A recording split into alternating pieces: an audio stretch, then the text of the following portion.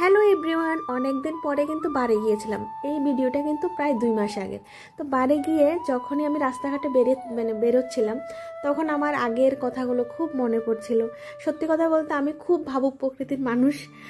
কোথাও যদি একবার যাই, সেই জায়গাটা যদি আমি দ্বিতীয়বার যাই, সেই জায়গার আগের জিনিসগুলো শুধু আমার চোখের মধ্যে ভাসে। যেহেতু আমি গিয়েছিলাম অনেক দিন পরে বাড়িতে, প্রায় 8-9 মাস পরে বাড়িতে গিয়েছিলাম, তখন আরও একটু ইমোশনাল হয়ে পড়ছিলাম। তো যাই হোক, এখানে আমি বলছিলাম যে এক্ষুনি আমার রাস্তার পাশে আমার স্কুলটা দেখা যাবে, সেখানে গিয়ে আমি আরও একটু বেশি ইমোশনাল হয়ে পড়ি।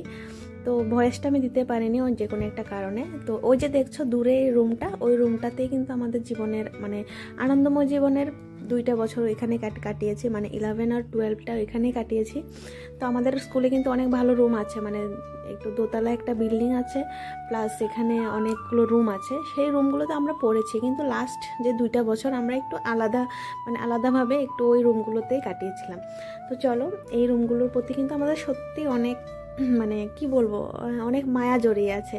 তো এবার তোমাদের একটা জিনিস দেখাবো, সেটা হচ্ছে আমার বন্ধুর দোকান, বন্ধুর বাবার দোকান।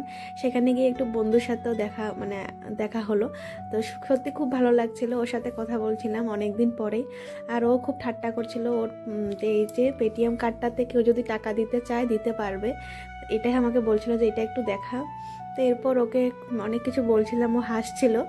তো অ্যাকচুয়ালি ও খুব অসুস্থ হয়ে পড়েছিল, এই জন্য ওর চেহারাটা একটু অন্যরকম হয়ে গেছে। কিন্তু আমরা সত্যি আগের ওদের কথা যখনই আমরা দূর থেকে ভাবি, তখন আমরা সেই ছোট ছোট চেহারাগুলোই আমাদের মনে আসে।